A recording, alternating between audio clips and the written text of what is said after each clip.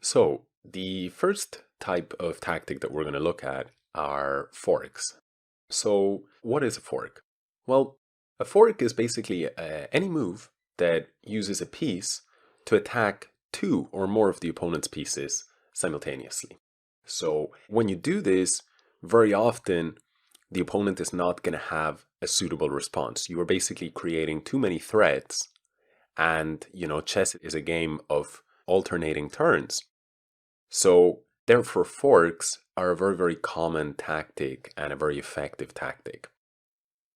Many people, when they think about forks, they think about knight forks. And that is because they're one of the most effective and sort of graphic types of fork available.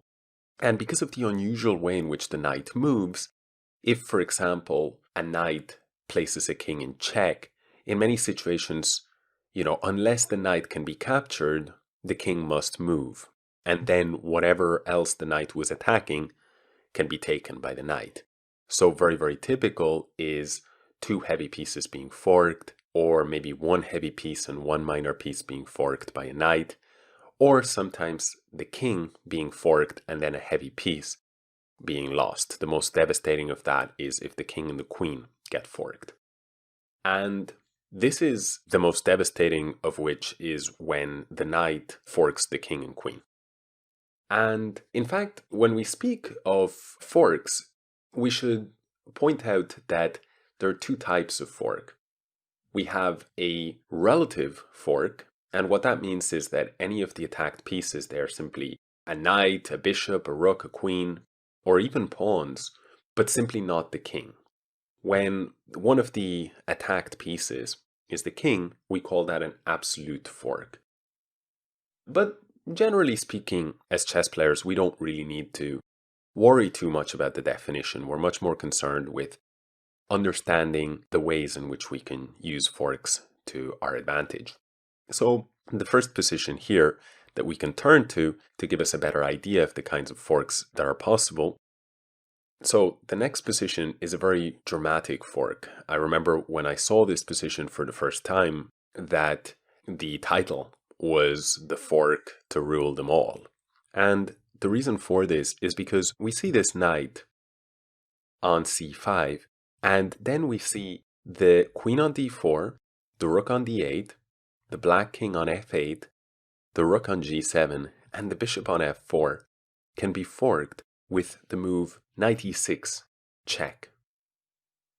And we see not just, for instance, the queen and the king, where this type of fork would also be a double attack, but in this case, three more pieces are being attacked. And needless to say that the position is hopelessly lost for black. He will lose very, very significant amount of material. Let's take a look at another example. In this position, I was actually white in a game I played on the internet, and I remember that even though I lost the game, it was quite nice tactic that my opponent played, so I had to give him dues for that, and I decided to show it to you guys. Here in this position, I played the move e4, and black spotted a very clever forking idea, and he began by sacrificing his queen on g2. The point is that white must recapture the queen, and now the king and the queen are in bad shape and can be forked by his knight on d5, which went to f4. Now, this is both a fork and a double attack. I actually, being very low on time, I will use as my excuse, went king to f2 and compounded my problems, because after knight takes d3 with check, we now have yet another fork on the board. The white king is being attacked, and as is the rook on e1.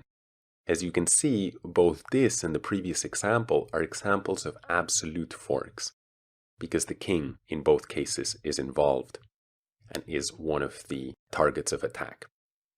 In fact, both examples of this video are examples of double attacks, whereas the first example I showed, there were many different pieces attacked. Let's take a look at another example. Here we have a different kind of fork on the board. It is a fork because the white rook on g3 is hitting the black queen on g4 and also hitting the black knight on c3. It's not, however, a devastating fork because, for example, black could play queen takes c4. With this move, he would be defending his knight on c3 and collecting a pawn. However, he found an even stronger move by relying on the possibility of forking his opponent in response. Can you find the move? In fact, the move is knight e2 with check. Again, an absolute fork, hitting the king and also striking the rook on g3. So therefore, black is in fact winning here.